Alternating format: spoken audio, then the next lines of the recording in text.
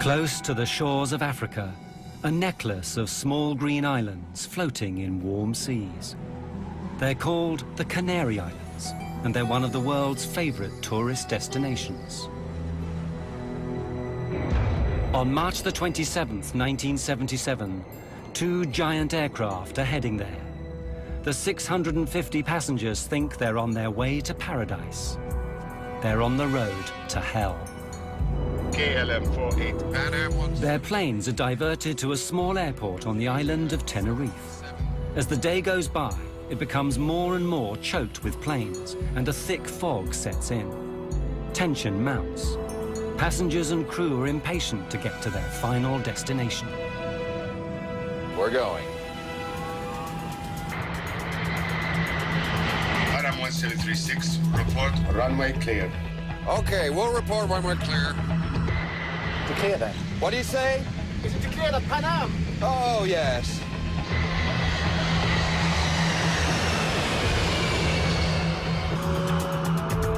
There he is. God damn, that son of a bitch is coming straight at us!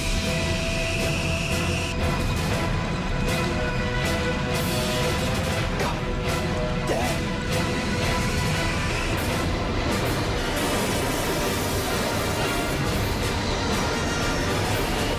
Come on! Come on, come on, come on! Get off! Please! Get off!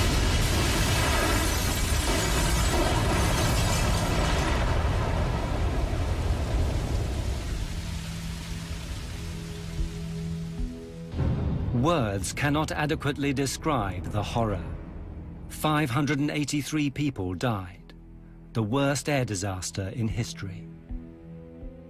It was all over in seconds. For the handful that lived, they would be the longest and most terrible seconds in their lives. At first, I thought they had gotten to us with a bomb. The only thing I could liken it to is if each molecule of air exploded. I looked in the cabin and everything was on fire. I thought, oh my God, we're trapped. We had 28 people in the upstairs lounge. The lounge was no longer on the airplane. Joan was standing there yelling, "Suzanne, take my hand."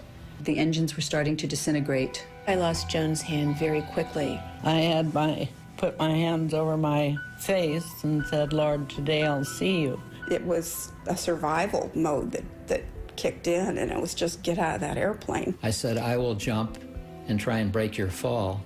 The airplane was collapsing in on people. I immediately thought it was total destruction. Well, I felt so responsible because I couldn't take care of my passengers, and so helpless in looking back and knowing that there's nothing you can do. You can't get back in the aircraft. There's no way to get in it, and it's all on fire. Firemen are there for 12 hours trying to put out the flames, but it's a hopeless task. As the news spreads around the world, everyone wants to know, how could two state-of-the-art aircraft possibly be on the same runway at the same time? All those people dead. What had gone wrong? Who was to blame? Only later would they discover the chain of coincidences, mistakes, and misunderstandings that had led to the biggest disaster in the history of aviation.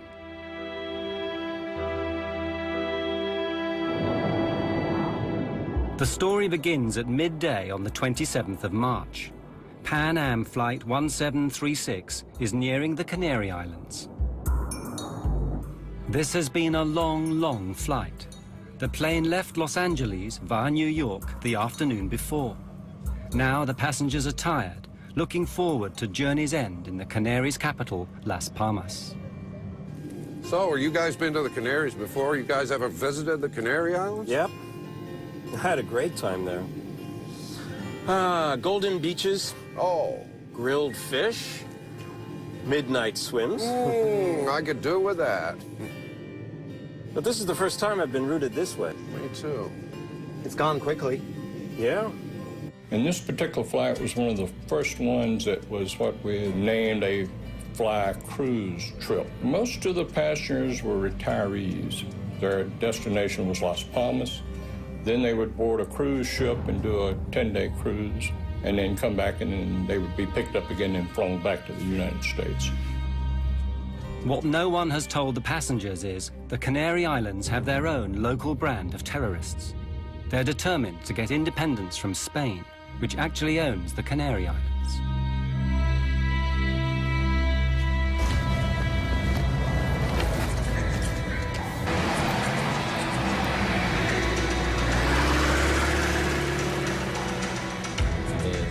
What everyone has to understand is that the Canary Islands are at war. As long as the islands are a colony, they will be at war with Spain. If the Spanish government doesn't agree to our three conditions, we'll launch full armed combat and we'll fight to the very end. Continuerons la lutte jusqu'à la fin.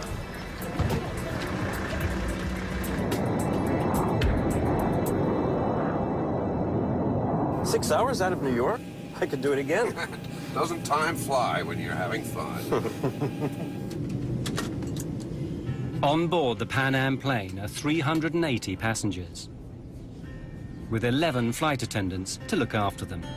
I was on the flight with my best friend, Suzanne Donovan, and we used to bid flights together, and we could do that. And we would, because we enjoyed each other's company so much. Hey, Susie, save some of that energy for Paris. Oh, oui.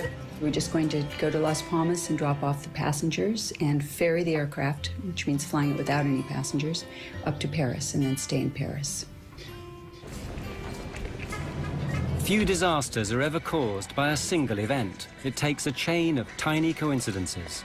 And so it was that day. Everything is going fine. But at that moment, the terrorists decide to act. And as luck would have it, they choose Gando, the airport for Las Palmas, where the Pan Am plane is due to arrive shortly.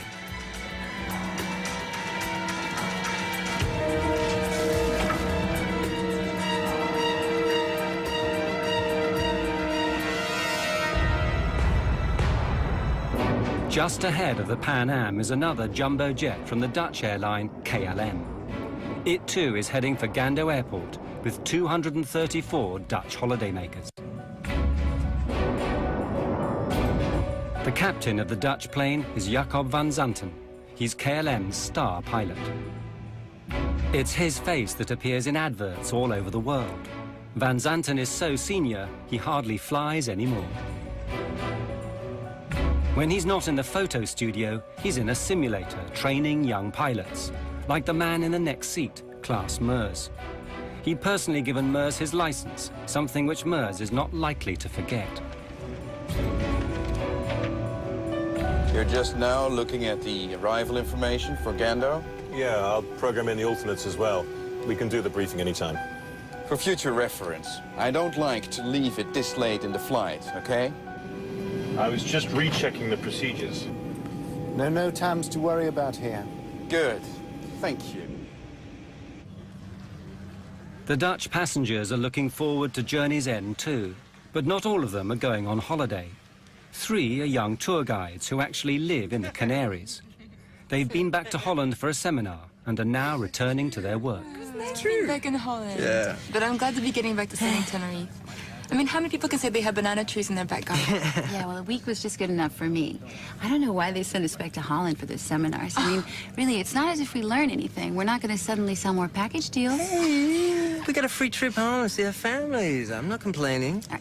Well, why don't we celebrate our return to the sweet life and paint Las Palmas town red tonight? Yeah. You both up for it? 3 of us went to Holland for a week. It was a kind of holiday and work. I lived in Puerto de la Cruz. That's a small village in northwest of Tenerife. Yvonne was traveling with me. Walter was traveling with us. And it was nice to see your colleagues every year. It was a very nice atmosphere on board and a very relaxed atmosphere. There are many families on the plane taking an Easter vacation break. Among them, 53 children.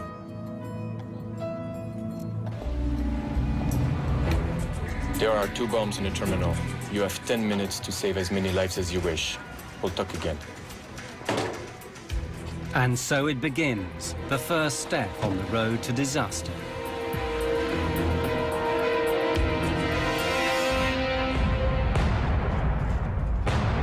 On the Pan Am plane, they know nothing of this. All is relaxed as the flight nears its end. You have control. Gando's already dialed in there. Yeah. Crew, Gando, Las Palmas Airport in 45 minutes. Ah, sí. Gando, Las Palmas Aeropuerto. Hombre. Ah, hand me the arrival info, would you? For the passengers, a welcome sight. The flight attendants beginning to tidy up in preparation for landing.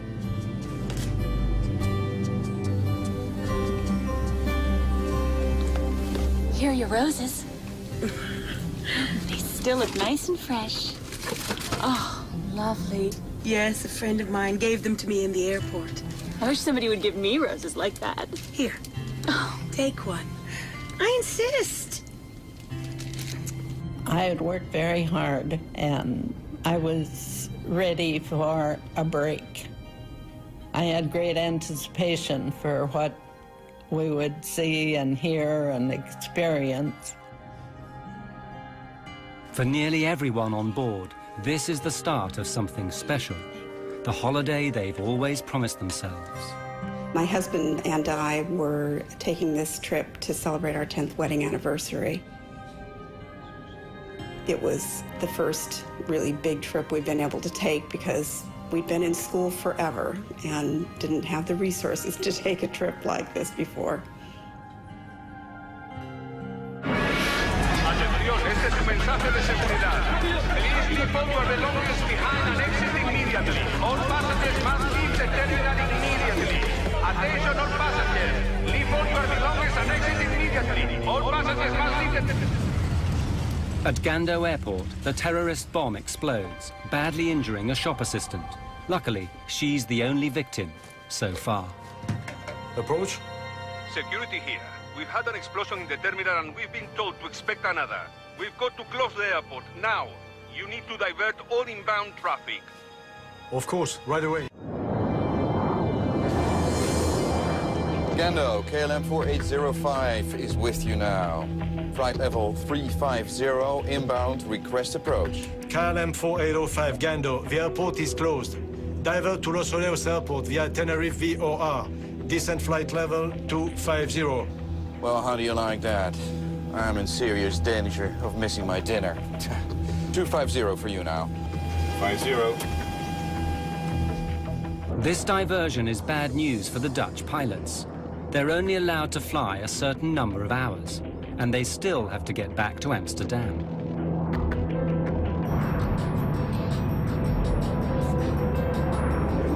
Gando, Pan Am 1736, good afternoon. We're on flight level 370, 120 miles west, inbound, approach.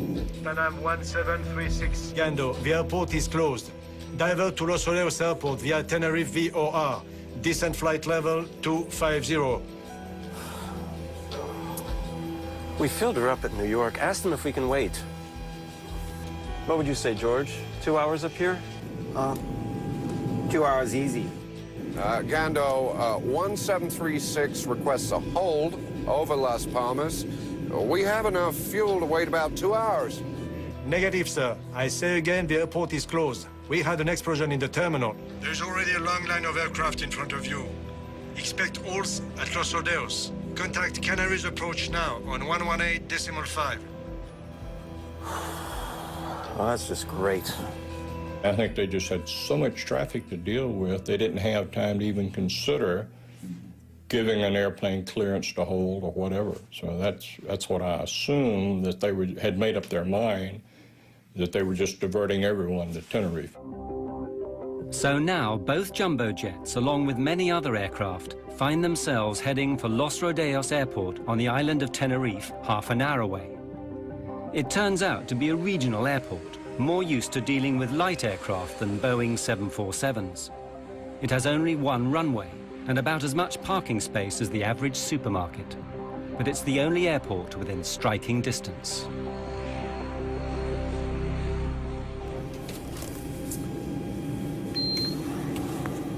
Ladies and gentlemen, this is Captain Grubb speaking. We've just been told by air traffic control to land at Tenerife, which is about a half-hour flying time from Las Palmas. Apparently, there are some difficulties in the airport. We're working the radios up here to see if there's a way that we can get you over to Las Palmas just as soon as we can on the ground. I'll let you know when we have some more information on that. Thank you for your patience. When they made the announcement that we were not going to be able to land right then at Las Palmas, mostly I was frustrated because it had been a really long trip, and I was tired, and time changes and this and that. So I guess I would say that the chief feeling was frustration and sadness that we couldn't immediately disembark and get on a boat.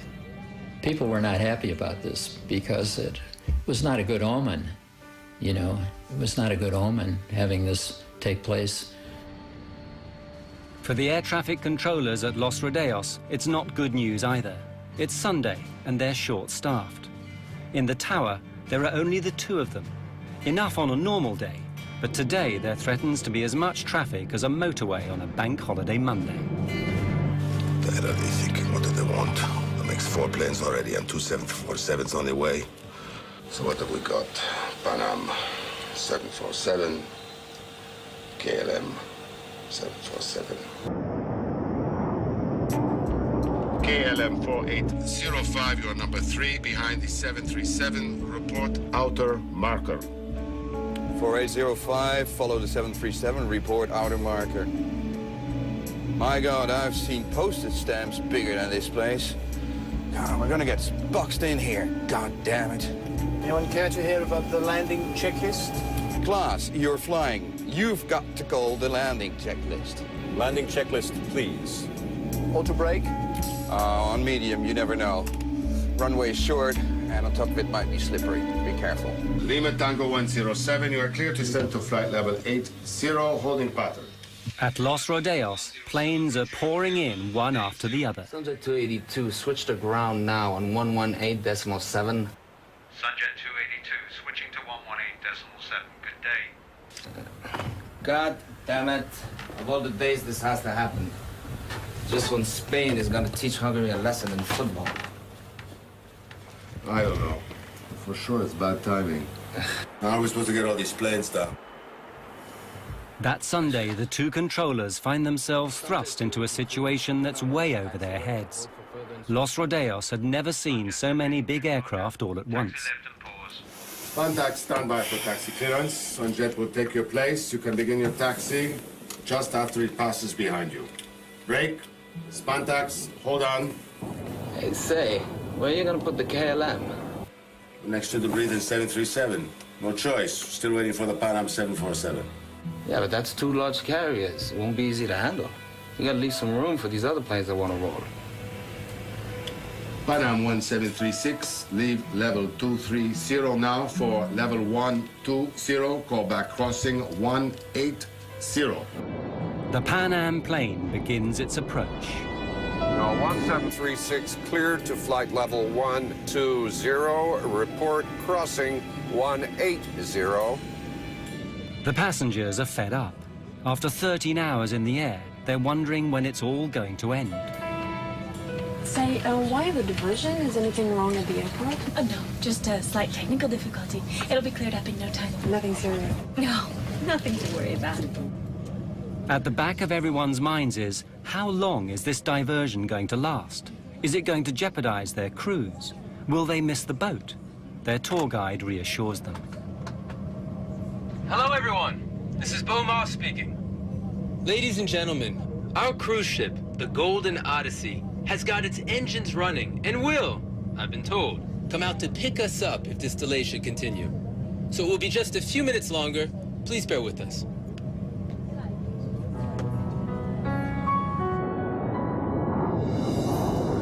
Auto brake selector on medium? We did the landing checklist.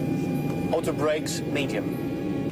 KLM 4805, clear to land runway 30. Roger, 4805, clear to land 30.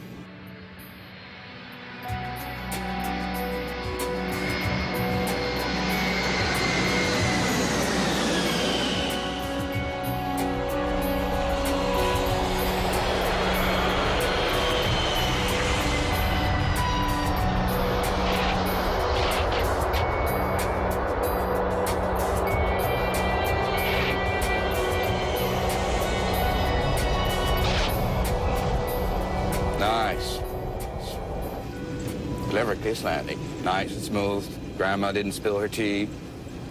Next time, just get the plane stopped. Don't eat up all the runway.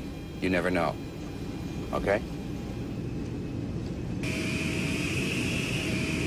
Right. I think he wants us to park parallel to the 737. All right.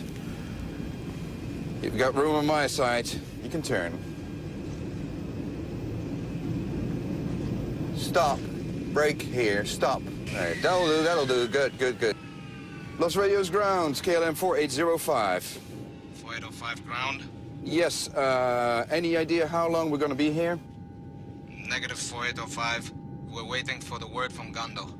Well, then, we need to get our passengers in the terminal so they can be more comfortable. How many passengers do you have on board? 273 passengers. I'd rather not have them in here moaning and complaining. Roger, we're sending a passenger bus. Thank you. But this might only take a few minutes. Or it could be hours. You want to tell them to stay in there? The controllers are now stuck in the middle of a traffic jam, the likes of which have never been seen before at this airport. The tarmac is getting bumper to bumper. Miguel, take a look at this. Make it fast, man. We already got 2 aircraft blocking Charlie 1 and Charlie 2. The only option is to start lining them up down here. Not everyone's gonna make that turn onto Charlie 3. I already thought about that. We can squeeze the Pan Am 747 through here. How do you get them out if we ever do get them out? We'll have to backtrack them. Taxi down here, turn around, take off. He's gone, do the next one. We'll be here all night, you know that, right? Or you can go out there and pave us another runway. Maybe I do. Rodeos approach, Pan Am 1736. There is some method in their madness. Sooner or later, they'll have to get all these aircraft out again. Since all the taxiways are blocked with aircraft, what they propose to do is to use the main runway as a taxiway instead. The planes will take it in turns to taxi down to the far end, turn round, and take off. Ladies and gentlemen, we apologize for this delay. While we fly through... The Dutch plane waits on the ramp. Its passengers should be spending this afternoon on the beach. Instead, they learn they're going to spend it hanging around the departure lounge of a small airport. No. We're going to visit another airport first, Los Rodeos. Then we'll be going to Hispano. Los Rodeos? Yes. Go on. Let's get your shoes on. It is weird. Robina, Walter and Yvonne actually live and work on this island. So when they eventually get to Las Palmas, they'll have to get another plane to bring them straight back again. Well, maybe we could get off here. Yeah, what about our bags? You're so materialistic. Just because you want to see Paul doesn't mean the rest of us have. Robina wants to see her boyfriend Paul in Tenerife tonight, not spend it in Las Palmas. I miss him so much after this week in Holland. I could skip Las Palmas, to be honest with you. We're moving. Let's go. All right, see you.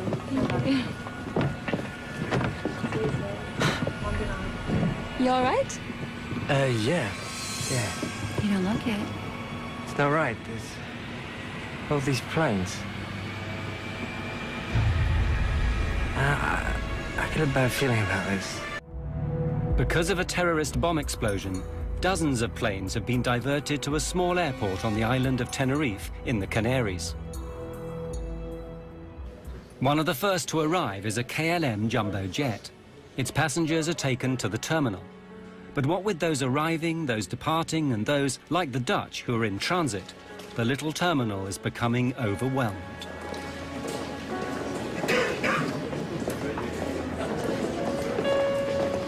Pan Am 1736, short final for 30. Pan Am 1736, clear to land, 30. And now the Pan Am is arriving, just to make matters worse.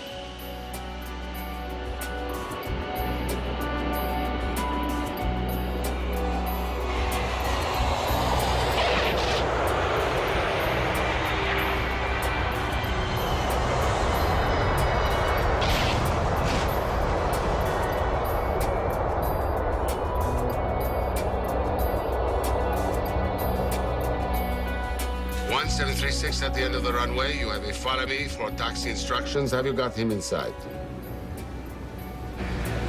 Affirmative, sir. 1736, you will be just behind 3 other planes. Have you got them inside? Looks a bit tight in there. 1736, be careful of your jet blast. When you turn, there's a plane just next to you. The ground situation was a traffic jam, because when we landed there, the ramp was so crowded with other airplanes, and we were directed to taxi down to the end of the ramp area and park behind 3 other airplanes. And basically that's all we saw, and we didn't know when the airport at Las Palmas was going to open, so we really didn't leave the airplane area, let's say. By this time, the terminal is so full, there's no room for the Pan Am passengers. They'll have to stay on board their aircraft. After 14 hours stuck inside it, they're not happy. Ladies and gentlemen, I've authorized a door to be opened and the stair ramp set in place so that anyone who wants can walk down and stretch their legs. Unfortunately, due to the number of other airliners here now, we cannot get near the terminal. Now, I know we've all had a long day already, so I hope that we can get you out of here in about an hour or so. Thank you very much. They actually allowed us to get off the plane and just to walk downstairs and stand on the tarmac, stretch our legs. I think everybody was getting weary of traveling and ready to start their vacation.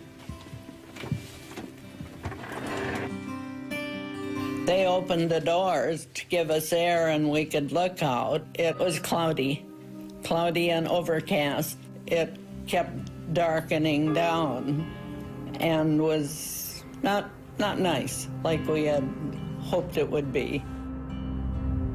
Everyone had been expecting tropical sunshine. Instead, it's damp and misty with clouds as far as the eye can see.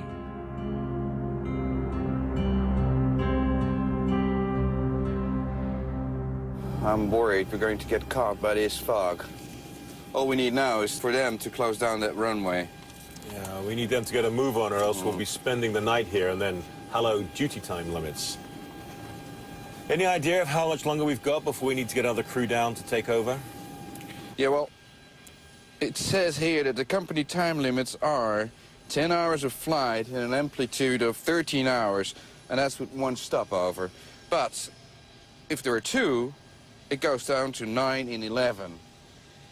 But we're allowed to ask for a derogation. Jesus Christ, who writes this stuff here? I'm going to back time from when we have to be back at Schiphol to stay legal, right?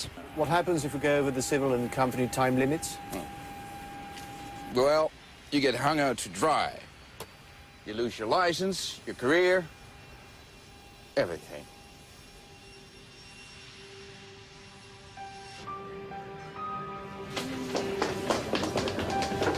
That's it, it's all settled. We can stay here in Tenerife. It's so stupid to go to Las Palmas now. We just have to come back tomorrow.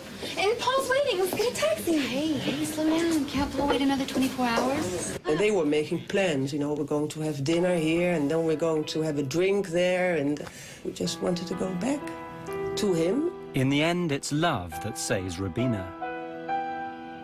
I met Rubina in December 1976. I fell in love, and we've never been separated. No, again, afterwards. Why don't I pick up the bags and see you guys and stay together?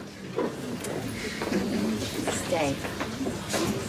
You know, Walter and I actually know how to have a good time without you. Yeah. You'd just be a drag anyway, thinking about Paul the whole time. Really? Right. Excuse me. Is everything all right? Yes, we're all right. I am a bit peckish, though. Maybe we could get something to eat. I'm sorry. There is nothing left on board. Maybe just a cup of coffee and a biscuit? Not even that. I'm sorry. I really am.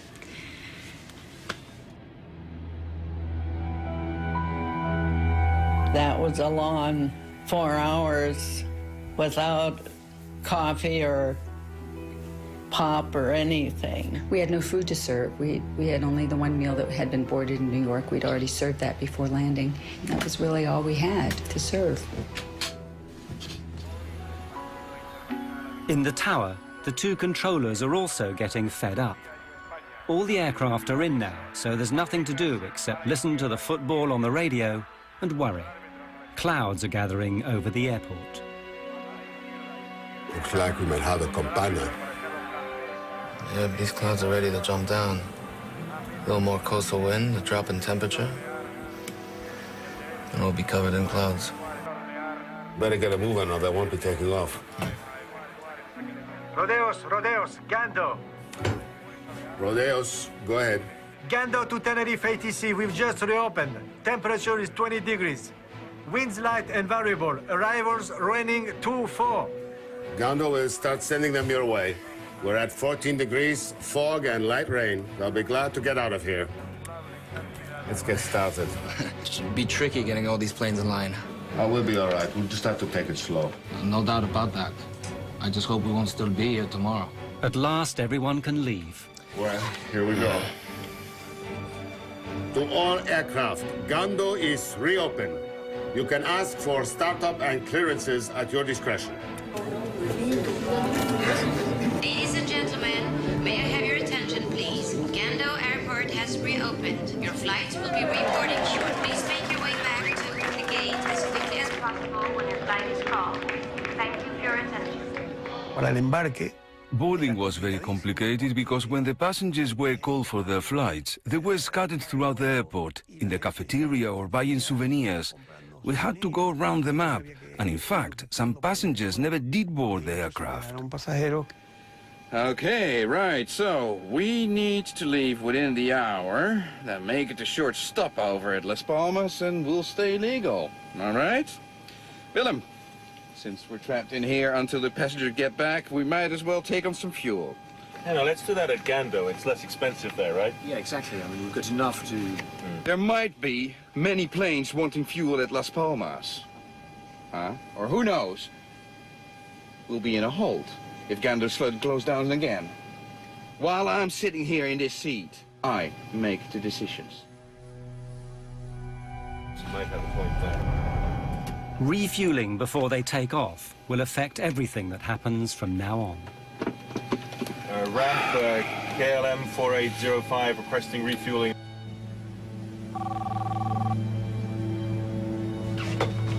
Yes? We're going to refuel during passenger boarding.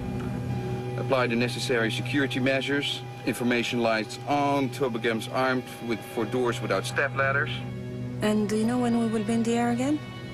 My crew is starting to wonder about the shift time. Tell them whatever they like. I'm trying to save us some time here, okay? Certainly, Captain.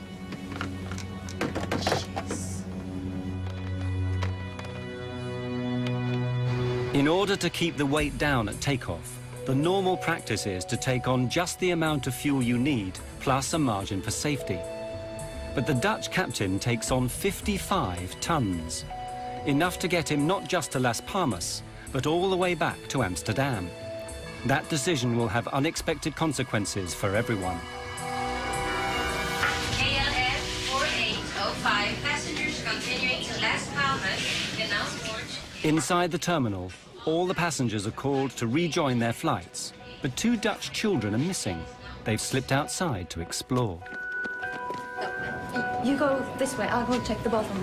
Let's meet at the gate in 5 minutes. All right. Meanwhile, Robina is trying to get off the KLM flight. Although I do understand your wish to stay. Yes, this is where I'm coming tomorrow, so there's no point in going all the way back to Las Palmas. Yes, I guess this is just against company rules, and as much I would like to help you, I'm afraid you must take this pay. I guess you can't change the rules just for me. But there's no harm in trying, right? Have a nice day. Thanks. KLM might not be willing to bend their rules, but Robina decides to bend them anyway. Problem? Kind of. What? But I'm staying anyway. You'll just have to arrest me. I'll pick up the bags for you. Thanks. I'll walk to the door with you guys so that my friend here thinks I'm taking the plane. Let's go. Come on.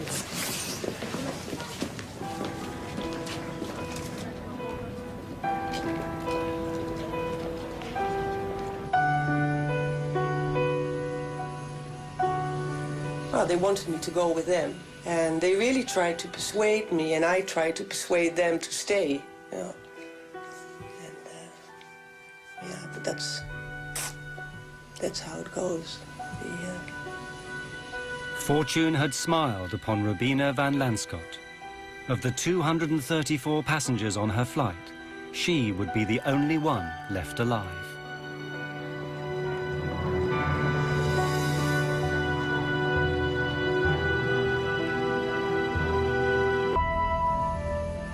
The temperature is 14 and falling. The dew point is 12, not a good sign. The visibility is going to drop like a rock. Weather. Hi guys, it's Fernando. What's the current visibility? Got it. Keep us posted if it changes, okay? In the meantime, we're going to let them go. The controllers need to move quickly before the weather closes them down. But some planes can't move. Rodale's ground. Pan Am 1736 request clearance. Las Palmas latest weather and taxi instructions. 1736, there's a delay for you. The KLM in front of you is refueling. Oh, come on, let's try to get around him. But there's going to be a revolt back there if we don't get moving soon. Ground, we'll try to sneak past him here. The Pan Am captain does his best. He starts his engines and tries to squeeze past. But a 747 is nearly 200 feet long. It's not built for squeezing. Damn, not enough room. George, why don't we get a breath of fresh air and take a look? The engineer and I went out underneath the right wing and basically stepped off the distance between our wingtip and the KLM 747's wingtip, and we were 12 feet short of being able to taxi easily around the airplane. For the sake of 12 feet, hundreds of lives are going to be lost.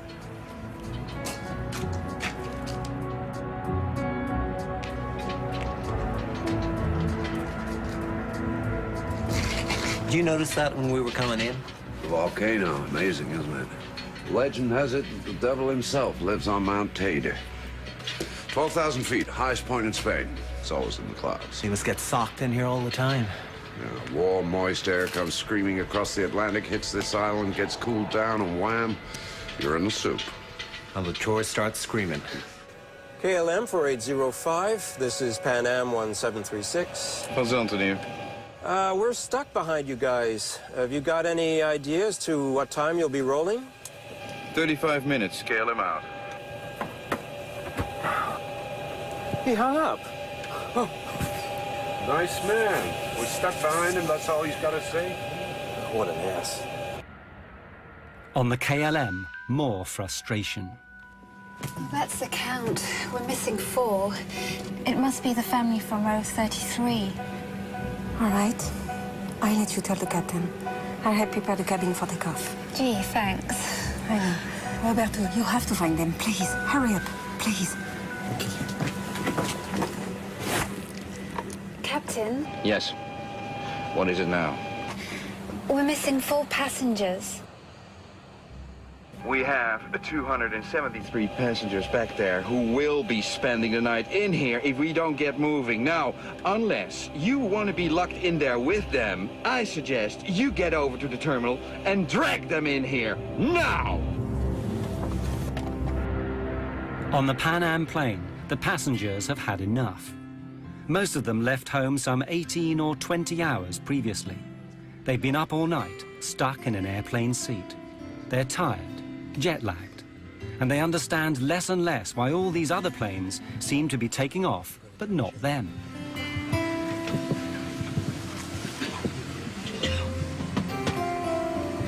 My friends, I know it's been a trying afternoon for all of us. But when we are finally on board the Golden Odyssey, you will be pampered day and night. Your own private telephone will give you access to room service at all hours. A twist of the button will give you just the right temperature. Queen-size beds will make you forget these airplane seats.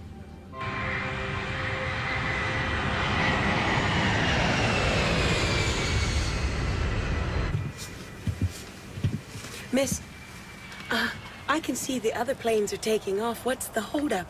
I mean, we were here longer than those other planes. We'll be leaving in just a moment.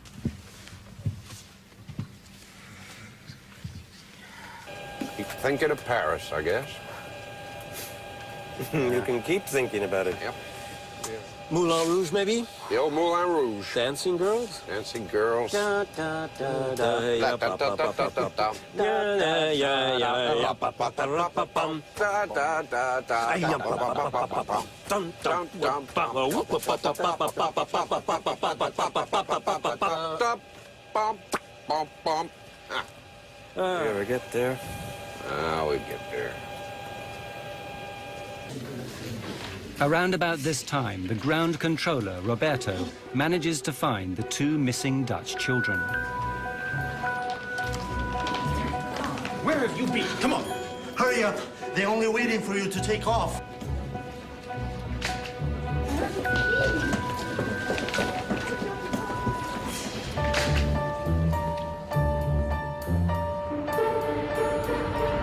He takes them back to their plane, and as it happens, to their deaths.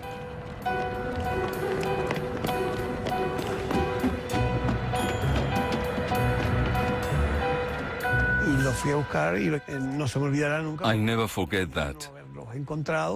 If I hadn't found them, they'd be alive today. But was it destiny?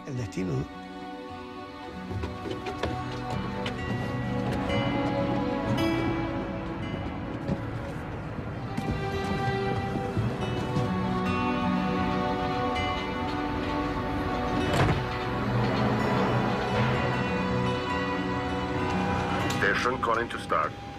Ground. KLM 4805 is ready for startup. 4805, clear to start. Checklist before startup. Plane free, blocks in place, doors shut and checked. Ready for startup in sequence 1, 2, 3, 4. Affirmative, ready on 1.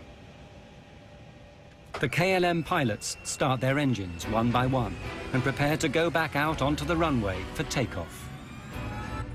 If the weather were good, there'd be no problem at all. But everything is changing rapidly, and for the worse.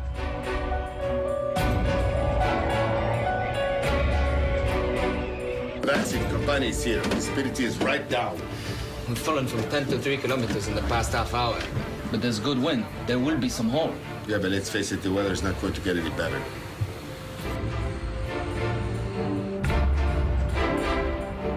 Approach 4805 requires backtrack on runway 12 for takeoff on 30. Taxi straight ahead to end of runway and make a backtrack. Roger, make a backtrack. 4805 is now on the runway.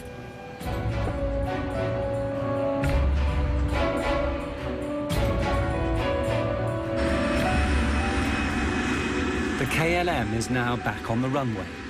The Pan Am prepares to follow them a few hundred meters behind, through the fog, which is getting thicker by the minute. Pan Am 1736, ready to start. Pan Am 1736, you are clear to start. Thank you. Please make sure your seat belts are fastened, your tray tables are closed, and your hand baggage is stowed beneath the seat in front of you. The weather's taking a real dive here. Yeah, looks like we're getting sucked in. Hey, ask him to turn down the fog machine, will you? Pan Am 1736 clear to taxi on runway following the KLM. Pan Am 1736 following KLM. Basically, our instructions were to follow KLM, to backtrack down the runway. Now, backtrack means that you're taxiing down the runway in the opposite direction of the takeoff, following KLM. 335 tons of Boeing 747 turn out onto the runway. At first, traveling at about 15 kilometers an hour, but not for long.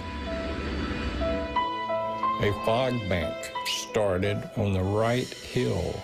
This particular airport is situated between two fairly big hills. And we saw the fog bank come off of the right hill and proceed down and stop right on the runway. So our visibility went from unlimited to 500 meters. We lost sight of the KLM airplane. I'll have 2 planes tailing on the runway. Keep some healthy separation. Visibility is dropping every second. Yeah, they can't see much out there. They certainly can't. The KLM plane is groping its way through fog.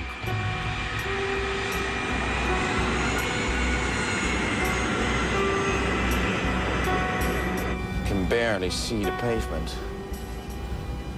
We're down to 50 knots ground speed, Scott. Taxi checklist. This is a nightmare.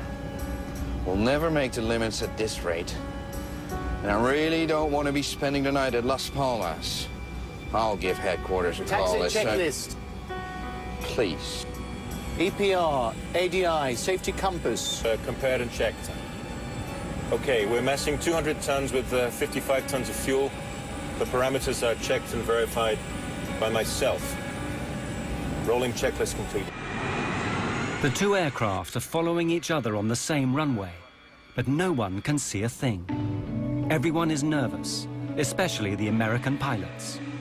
They know that before long, the KLM will turn round and come back down the runway at full speed, taking off. They have to get off the runway, but where? Pan Am 1736. Pan Am 1736, approach. We were also instructed to taxi down the runway, is that correct? Affirmative. Taxi into the runway. And leave the runway third. Third to your left. Third to the left, okay. Third, he said? 3. Third to your left. I thought he said leave the first. runway third to your left. Third to your left. Left turn. Look at it out there. I mean, this cloud just rolled right onto us. I don't think anybody has the minimums now.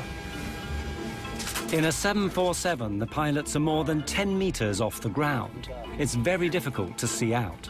And it's built to fly, not to drive down a highway in thick fog, trying to find an exit. Tell me what you think, George. No. We've got centerline markings only. We need 800 meters visibility if we don't have the lights. Anytime you get a low visibility, such as that, on the back of the approach plates, you have the runway information. It gives you the minimum visibility you must have to be able to take off. We turned our charts over, and it said RVR, minimum 700 meters visibility.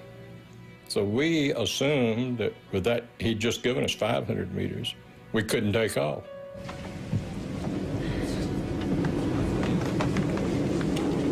My feet are killing me. Something tells me this isn't going to be over anytime soon.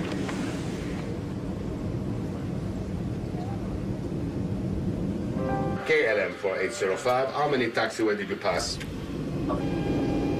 I think we just passed Charlie 4 right now. Okay, at the end of the runway, make 180 and report. Report for ATC clearance. Okay, sir. Tell me, is centerline lighting available for 4805? I don't think so. Stand by, I will check. The Pan Am is still traveling along the runway behind them, but very slowly now, because the pilots are confused. They thought they might have misheard the controller. Did he say the third exit, or was it the first? The first one was a 90-degree turn. Yeah, okay. This one down here is a 45. It must be the third. But this third exit seems to be an impossible turn for a 747. There must be some mistake. The logical exit is the next one, Charlie 4. It's only a 45-degree angle and leads to where they want to go. I'll ask them again. Would you confirm that you want Pan Am 1736 to turn left at the third intersection? The third one, sir. 1, 2, 3. Third one. 1, 2. Good, well, that's what we need, right? The third one. Uno, dos, tres. All right. 1736, report, runway clear. Pan Am 1736. We couldn't see any taxiways. We couldn't see barely the center line of the runway we were taxiing on, but we knew that the 45-degree angle to the left was the taxiway we were supposed to take. 1 kilometer ahead and out of sight in the fog, the KLM is nearing the end of the runway. 4805 and Pan Am 1736, for your information, the center line lighting is out of service. 4805, we copied that. Why am I not surprised? Wouldn't make any much difference anyway. You need a bunch of searchlights to punch a hole through this mess.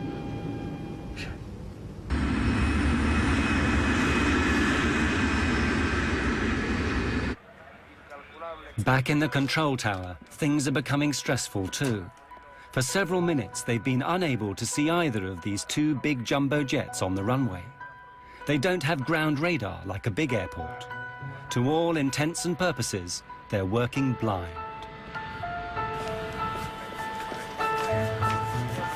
I lost them. I can't see no visual contact. I hate working like this, blind when the planes are on the ground. Even they don't know where they are. They're doing well. I mean, there's good separation distance. Pan Am 1736 approach. Position, please. 1736, just checking that... That's the 45 there. Yeah? Yeah, that's this one here. Yeah, I know. Okay, the next one is almost a 45. Yeah, but it goes, but it goes ahead. I think it'll take us to the taxiway. Yeah, just a little bit, yeah. Okay, for sure. Maybe he counts these as 3. Oh, I like this. On the KLM, Captain Van Zanten knows that he is now very close to the minimum visibility for takeoff. There's a good chance he's going to be trapped on the ground, forced to spend the night at Los Rodeos. Not an enticing prospect. Christ, bloody weather. Class, give me take-off speeds. Yeah, okay, the V1 will be 120 knots and the VR is 135 knots. I'm preparing the frequencies, 139 and 138.7. Lights on. Affirmative. Strobes as well. Of course, the people in the back have no idea about any of this. The way that everything is clicking into place. That's it. Just one last hop and we'll be there, okay? Goody. Is it going to be a long holiday? Just like last year.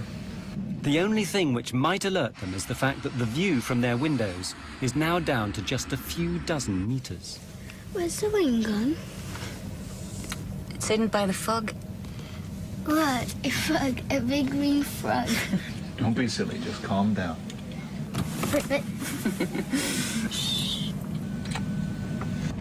Chewing gum to pop your ears? Yeah, sure. Thanks. I wonder if Rubina will have a good time tonight. Oh, are you worrying about her? Oh, she always manages to have a good time. That's true. At the end of the runway, the plane begins its 180-degree turn. How many have taken off now? Feels like we've been taxiing for hours.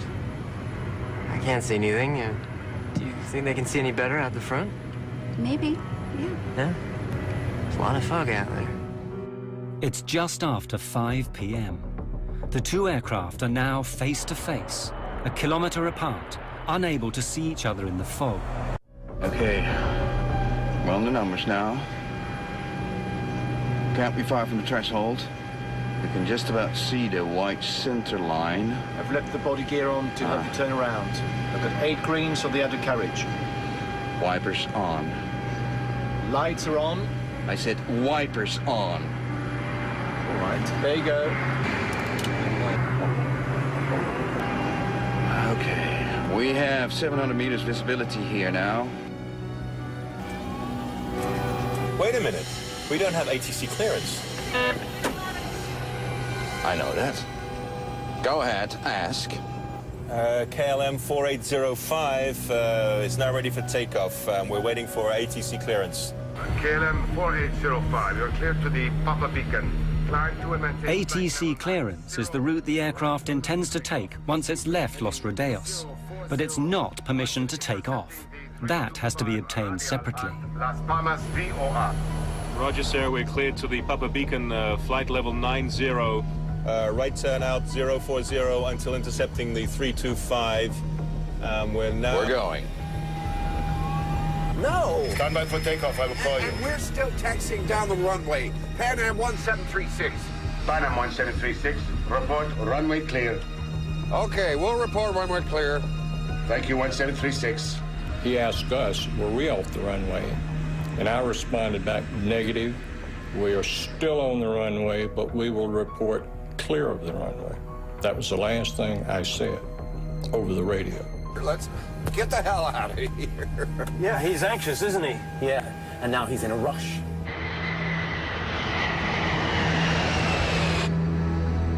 We were only taxiing at 3 miles an hour. Nothing in my mind would have even given me the thought that he was taking off.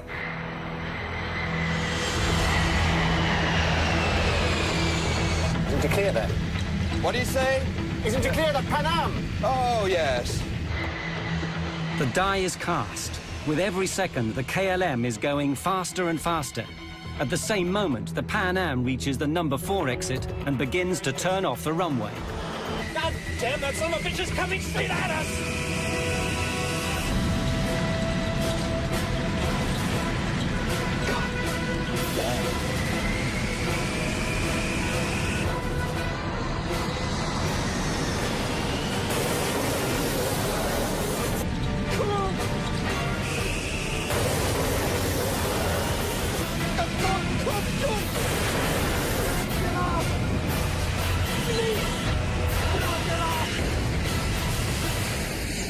When he hit us, I didn't think he'd done us that much damage because the airplane very quickly shuddered.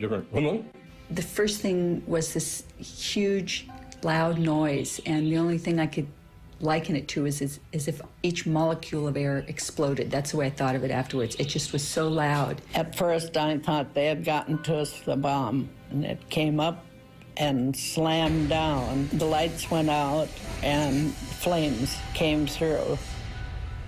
I had put my hands over my face and said, Lord, today I'll see you. The minute I opened my eyes, I looked in the cabin and everything was on fire.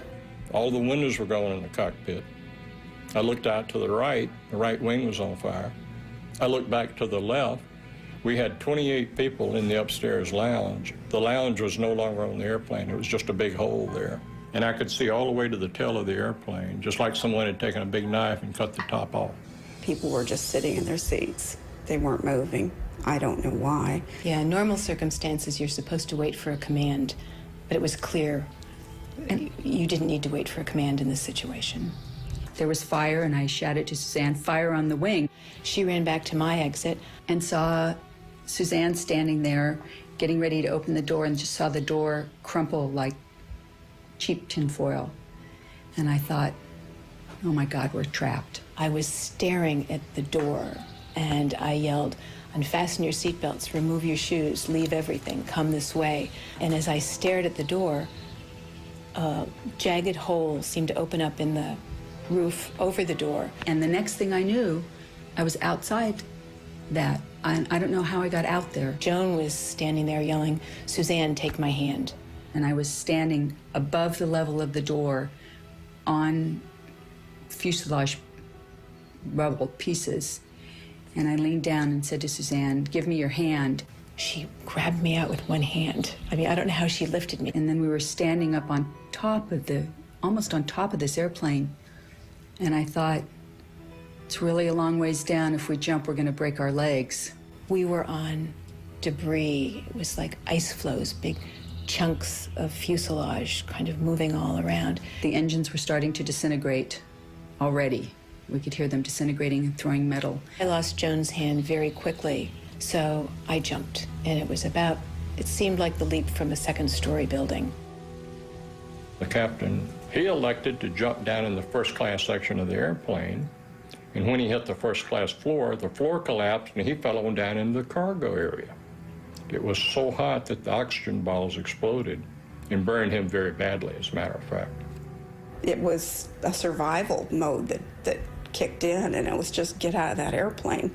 I didn't stop to think about how it happened. I went to where the door would have been, and I left my wife seated. And then it came to me, what am I doing? Where's my wife? So I turned around and she was coming, and I said, I will jump and try and break your fall. My husband was sitting to my right, and I undid his seatbelt and kind of pushed him out of his seat to get him moving. And we headed for the door that was closest to us. And it was engulfed in flames, and there was no way to exit that way.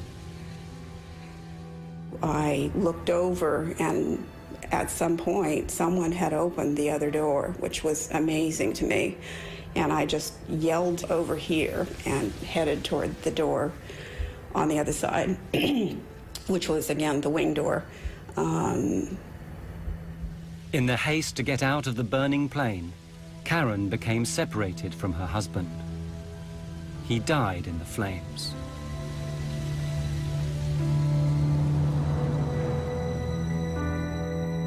I immediately thought it was total destruction. It never dawned on me that I would make it. But I thought, hey, you know, do something. Don't just sit there, do something.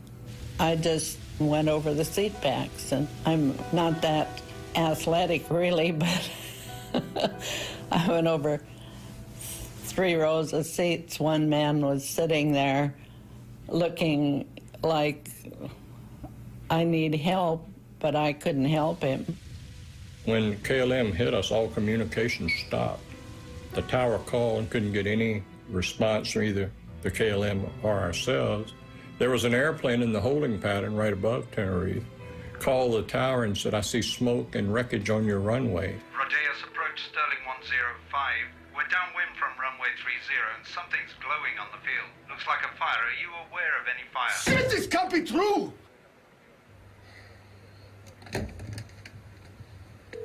Come on, come on!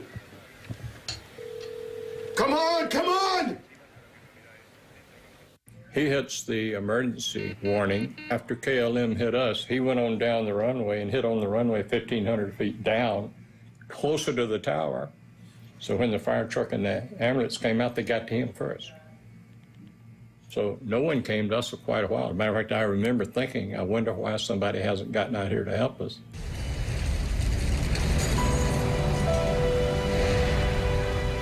It's complete bedlam. In the fog, the fire trucks don't know where to go. When they eventually find the Dutch plane, it's hopeless. Everyone's dead. And the whole time, they don't realize there's a second plane a short distance away, hidden in the mist, with people waiting to be saved. It's another 20 minutes before the Pan Am plane is discovered. Only 20% of the Pan Am passengers get out alive, and most of them are gathered on the left wing, which has somehow miraculously remained intact.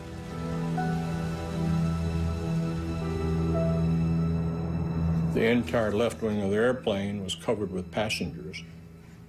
And it turned out there were probably 45 to 50 passengers out on that wing. I've never asked anybody how high the wing is from the ground on a 747, but it looks to be a very long ways.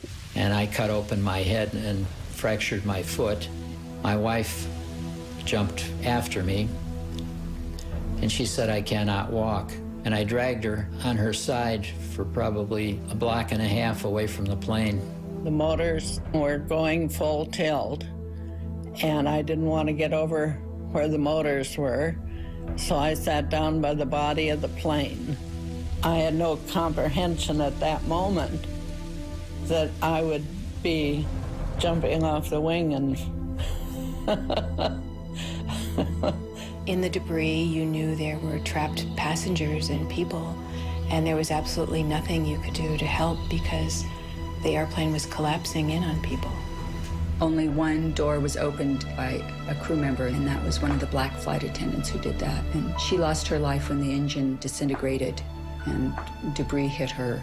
And I thought if we could just walk around to the other side of the plane, we would find all of the passengers and our other fellow crew members. Which, of course, wasn't the case. Even 20 minutes after the disaster, the controllers in the tower still have no idea how serious things are. Departing aircraft. All departures are suspended until advised. Hello.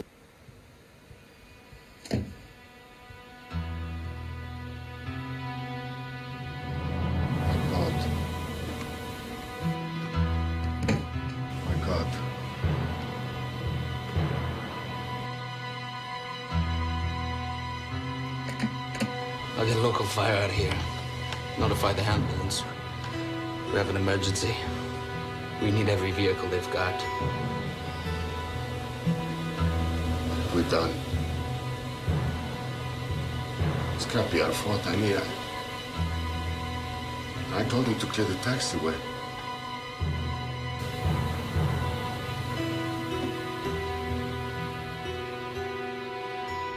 When I got out on the ground, I could hear people screaming and yelling and all. Within about 5 minutes, you heard absolutely nothing. There was no noise at all, just the airplane burning.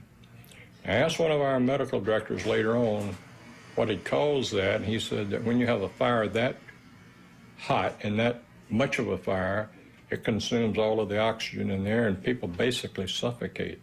I felt so responsible because I couldn't take care of my passengers, and so helpless in looking back and knowing that there's nothing you can do. You can't get back in the aircraft. There's no way to get in it, and it's all on fire.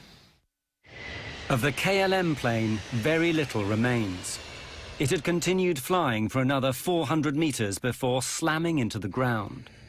The 55 tons of fuel it had taken on ensured that everyone on board died in the fiery explosion.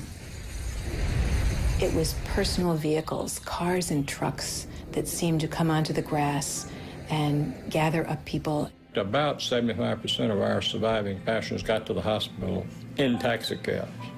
It was a wild, crazy ride as we were going to the hospital. The skin was hanging on both hands because I had received burns, but it hadn't affected my eyes. I had blood all over me, and I walked up to somebody and said, "I'm a doctor, can I help?" And the guy that I said it to had the oddest look on his face, just this very wan smile, and he just shook his head, and then I immediately went into a coma. Word soon gets out, and in the hours that follow, the international press begin to arrive, and the first news is flashed around the world. Rescue workers are still going through the wreckage of the 2 jetliners this morning in the Canary Islands. They're looking for the bodies of victims in this worst accident in aviation history. 2 jumbo jetliners, 747s, collided on the ground at the airport at Santa Cruz de Tenerife yesterday morning. One was a Pan Am charter from Los Angeles that picked up more people in New York before flying to the Canaries. The other was a KLM charter from Amsterdam in the Netherlands. They set up a morgue in one of the hangars, and it was huge, and they had all of the nearly 600 bodies in that particular hangar, or temporary morgue. The death toll rises to 583 people, nearly twice as big as any previous accident.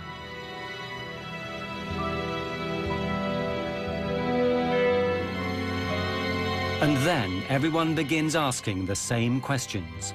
How and why could 2 state-of-the-art airliners smash into each other on the same runway?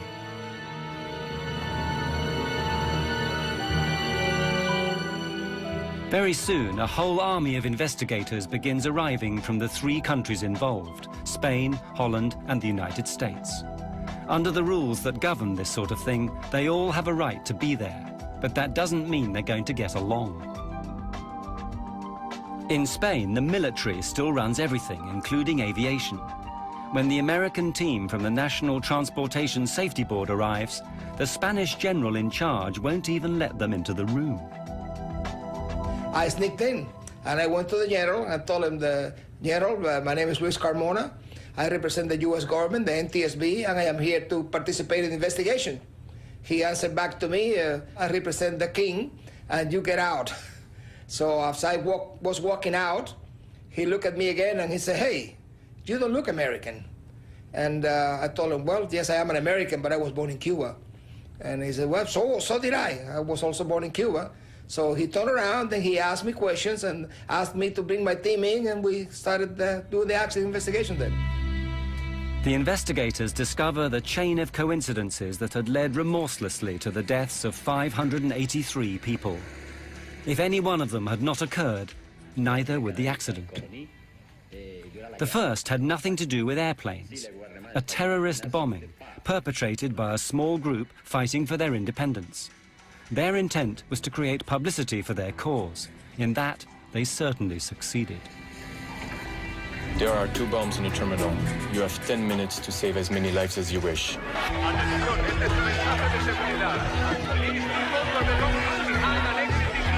The airport is closed. Divert to Los Olivos Airport via Tenerife VOR. Descent flight level 250. Because of the bomb, all air traffic was rerouted to Los Rodeos Airport on the neighboring island of Tenerife. But it's a small regional airfield with only one runway. A 747 can land there. The runway is long enough, but that's all. The airport is ill-equipped and unable to handle that amount of planes or people. Lima Tango 107, you are clear to descend to flight level 80. Subject 282, switch to ground now. Contact standby for taxi clearance. KLM 4805, clear to land runway 30. Pan Am 1736. Pan Am 1736, short final. As luck would have it, this tidal wave of traffic happens on a Sunday afternoon, when there are just 2 controllers on duty. They're good, but not used to handling as many airplanes as on that day. Big airplanes that need lots of room to park. They are confronted with an enormous jigsaw puzzle. We'll be here all night, you know that, right? Or you can go out there and pave us another runway. Meanwhile, in the KLM cockpit, the stress is mounting. Any idea of how much longer we've got before we need to get other crew down to take over? Yeah, well, KLM had recently introduced new company rules which handed out severe penalties for pilots who exceeded their flying hours. What happens if we go over the civil and company time limits? well, you get hung out to dry. You lose your license, your career, everything. The KLM plane has to get away before 5:30 that afternoon or abandon the flight. Hundreds of passengers would then have to be found hotels on this small island. A new crew would have to be flown in from Amsterdam. The expense would be enormous. Willem, since we're trapped in here until the passengers get back, we might as well take on some fuel. But that seemingly simple decision seals the fate of everyone aboard the KLM. Refueling not only delays him for half an hour and the Pan Am stuck behind him, it makes the KLM plane so heavy it'll be unable to lift off and clear the Pan Am plane on the runway. The half-hour delay has another effect. During that time, the weather changes abruptly. Los Rodeos is an unusual airport. It's on a plateau high in the hills. Los Rodeos Airport is at 2,000 feet elevation, and the normal clouds in the area, they stay about 2,000 feet. So when the wind blows the clouds over the airport, it closes the airport. The visibility goes to zero. And it goes on and off all the time. Unfortunately, for an airport that's constantly lost in fog, Los Rodeos is ill-equipped to deal with it. It has no ground radar so that controllers can see where the planes are. In fact, the facilities are downright primitive. When he was not, they had a person sitting in a building next to the runway, and he just took a visual measurement of the weather, and that's how the weather was checked. And that's about all. In the fog that day, both aircraft are invisible to the controllers. I lost them. I can't see. No visual contact. There are no runway center lights working either. Visibility is on the borderline of what is safe. In fact, as far as the Pan Am crew is concerned, it's below the legal minimum, so no aircraft can take off. Look at it out there. I mean, this cloud just rolled right onto us. I don't think anybody has the minimums now. But the Dutch are working to a different set of rules. The scene is all set for a disaster. What will actually trigger it? The Dutch investigators thought they'd found the reasons. God damn it. Of all the days this has to happen. Just when Spain is going to teach Hungary a lesson in football. The controllers, they say, were listening to the football on the radio. Perhaps their minds weren't on the job. Furthermore, their bad English had confused the pilots. Taxi into the runway. Leave the runway third. Third to your left. Third to the left, okay. Third, he said? 3. Third. Third to your left. I thought he said Leave the first. runway third to your left. Third one, sir. 1, 2, 3. Third one. 1, 2. Good, well, that's what we need, right? The third one. 1, 2, 3. We were listening to the controller talking to the other airplanes. We were listening to the controller giving the ATC clearances, the taxi clearances. And he spoke clear enough English for anyone, I think. So I'd have to say, no, I don't think the controller was involved at all. I don't think he had any fault at all in this accident.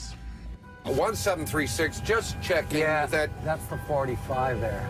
But the Dutch haven't finished yet. Yeah, that's this one here. Yeah, I know. They make an even more controversial claim, one that provokes a blazing row, that the Pan Am plane had caused the accident by being on the runway when it shouldn't have been. They hadn't followed orders to turn off. Okay, for sure. Maybe he counts these as 3. Oh, I like this.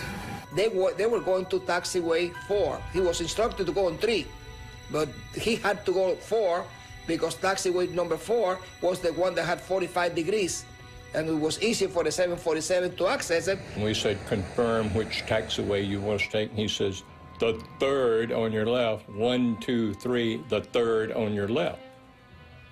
And here again, I still believe this. I think he had seen us go by the first one, and when he says count 3 more taxiways, the third, 1, 2, 3, we were doing exactly what we thought he meant for us to do, and I still think that's what he meant for us to do. It was the logical taxiway to take. Whether they should have taken the 3rd or 4th exit became largely irrelevant anyway, because it became clear that Captain Van Zanten had made one of the most elementary mistakes a pilot can make. He'd taken off without permission. We have 700 meters visibility here now. Wait a minute. We don't have ATC clearance. I know that. Go ahead, ask. KLM 4805 is now ready for takeoff. We're waiting for ATC clearance. KLM 4805, you're clear to the Papa Beacon. The KLM is given its ATC clearance, which is simply the route it must follow after takeoff. Now, it must wait for permission to take off. 325 radial at Las Palmas VOR. Roger, sir. We're cleared to the Papa Beacon, flight level 90. Right turn out 040 until intercepting the 325. We're going. But why didn't his crew stop him? It's very difficult for a co-pilot or a flight engineer to tell the captain, hey, look, you missed something. Tenerife exposed a problem that had long existed in commercial air travel. The pilot was regarded, and often regarded himself, as God. The captain is always right. He's never wrong.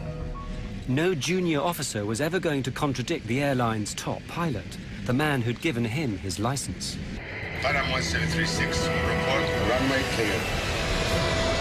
Did you clear that? What do you say? Is it to clear the Panam? Oh, yes. Captain Van Zanten, highly stressed, knowing that he has to take off or abandon the flight. His crew, aware that he's done wrong but frightened to tell him. Disaster is now inevitable. God damn.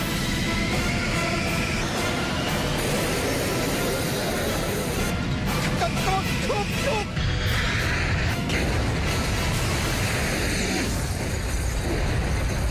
The official report is written by Spain. It blames the accident on Captain Van Zanten's decision to take off without permission. The Dutch refuse to accept it.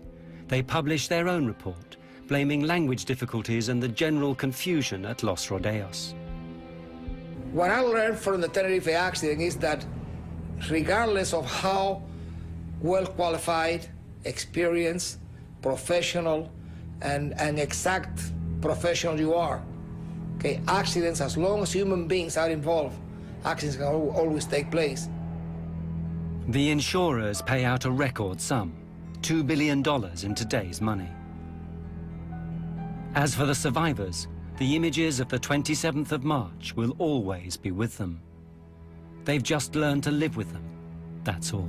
And whenever I have friends that travel, I tell them, make sure you know where your exit is, make sure you read all that stuff, know how to get out of the airplane. I mean, those are important things. I never had nightmares.